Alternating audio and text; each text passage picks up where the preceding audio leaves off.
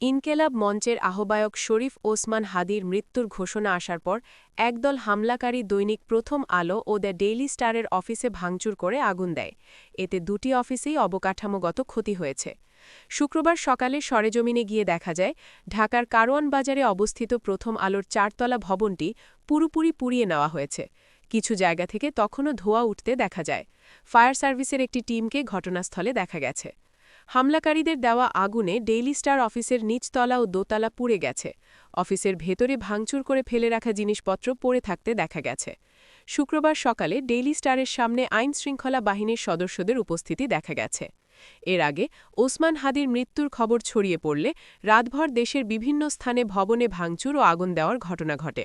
বৃহস্পতিবার দিবাগত রাত ১২টার দিকে কারওয়ান বাজারে অবস্থিত দেশের দুটি শীর্ষ গণমাধ্যমের অফিস ভাঙচুর করে আগুন দেওয়া হয়। এ সময় সেখানে অবস্থানরত সংবাদকর্মীরা আটকা পড়েন। পরে ফায়ার সার্ভিসের সদস্যরা তাদের ক্রেনের সাহায্যে উদ্ধার করেন এবং আগুন নেভান। হামলাকারীদের সংবাদ মাধ্যমের অফিসের ভেতরে লুটতরাজও করতে দেখা গেছে। পরে সেখানে সেনাবাহিনী মোতায়েন করা হয়। সর্বশেষ অবস্থার বিষয়ে জানতে পুলিশের ধানমন্ডি ও তেজগাঁও থানার ভারপ্রাপ্ত কর্মকর্তাদের সাথে যোগাযোগের চেষ্টা করা হলেও কেউ ফোন ধরেননি। পর্যাপ্ত তথ্য নেই বলে জানান ডিউটি অফিসার। প্রথম আলোর নির্বাহী সম্পাদক সাজ্জাদ শরীফ জানান, বৃহস্পতিবার রাতের হামলায় তাদের অফিসের বিদ্যুৎ সংযোগ ব্যবস্থার ক্ষতিসহ অনেক ক্ষতিক্ষয় হয়েছে। এখন পর্যন্ত অনলাইন পোর্টালে খবর প্রকাশের কাজ স্থগিত আছে, তবে তারা পরিস্থিতি সামলে দ্রুততম সময়ে কাজ শুরুর চেষ্টা করেছেন। প্রথমবারের মতো হামলার কারণে প্রথম আলোর প্রকাশনা বন্ধ রাখা হয়েছে বলেও তিনি জানান। পুরো ঘটনায় আমরা খুবই মর্মাহত। সাংবাদিকতার জন্য এটা একটা আঘাত, বলেন সাজ্জাদ শরীফ। ডেইলি স্টারের কয়েকজন কর্মীর সঙ্গে কথা বলে জানা গেছে, হামলাকারীরা ভবনের প্রায় প্রতিটি তলায় হামলা ও ভাঙচুর চালায় এবং মূল্যবান জিনিসপত্র লুটপাট করেছে। এছাড়াও রাত ১টার দিকে ধানমন্ডিতে অবস্থিত বাংলাদেশের অন্যতম সাংস্কৃতিক সংগঠন ছায়ানটের ভবনে ব্যাপক ভাঙচুর করা হয় এবং আগুন লাগিয়ে দেওয়া হয়। হামলার পর রাত ৩:৩০টার দিকে ছায়ানটের ফেসবুকে দেওয়া এক ঘোষণায় ভবনটিতে পরিচালিত ছায়ানট সঙ্গীত বিদ্যায়তনের ক্লাসসহ সংগঠনের সব কার্যক্রম পরবর্তী ঘোষণা না দেওয়া পর্যন্ত স্থগিত রাখার ঘোষণা দেওয়া হয়েছে। আবারও ভাঙচুর করে আগুন দেওয়া হয় আগে দুইবার গুড়িয়ে দেওয়া ধানমন্ডি ৩২-এ থাকা শেখ মুজিবুর রহমানের বাড়িটি। সকাল ৮:৩০টার দিকেও বেসরকারি টিভি চ্যানেলে দেওয়া লাইভে কয়েকজনকে ইট দিয়ে বাড়ির অবশিষ্ট দেয়াল ভাঙতে দেখা যায়।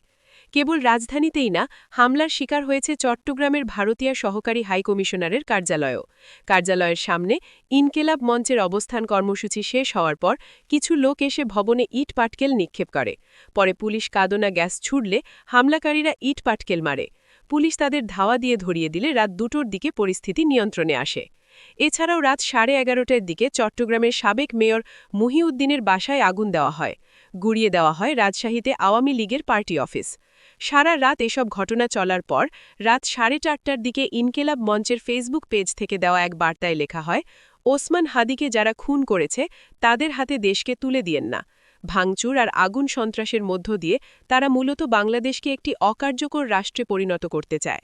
তারা এই দেশের স্বাধীনতা, সার্বভৌমত্বকে বিপন্ন করতে চায়। ৩২ আর ৩৬ এক জিনিস না, এইটা আপনাদের বুঝতে হবে। প্রতিক্রিয়া জানিয়েছেন বিএনপি নেতা মির্জা ফখরুল ইসলাম আলগিরও। নিজের অফিসিয়াল ফেসবুক পেজে তিনি লেখেন, ছাত্র জনতার আন্দোলনে আওয়ামী স্বৈরাচারী শাসক গোষ্ঠীর পতনের পর দুষ্কৃতিকারীরা আবারও দেশে অস্থিতিশীল পরিস্থিতি সৃষ্টিসহ নৈরাজ্যের মাধ্যমে ফায়দা হাসিলের অপতৎপরতায় লিপ্ত হয়েছে। দুষ্কৃতিকারী দুঃসন্ত্রাসীদের কঠোর হস্তে দমনের বিকল্প নেই বলেও পোস্টটিতে লেখেন তিনি। ফেসবুকে জামায়াতের আমির শফিকুর রহমান লিখেছেন, আল্লাহ তাআলা আমাদেরকে সর্বোচ্চ ধৈর্য ও প্রজ্ঞার পরিচয় দেওয়ার তৌফিক দান করুন। ধৈর্যই মজলুমের সবচেয়ে বড় হাতিয়ার। ধৈর্য ধরার কোনোই বিকল্প নেই। দেশটা আমাদের সকলেরই অস্তিত্বের অংশ। আশা করি সকলেই সর্বোচ্চ ধৈর্যের পরিচয় দিব।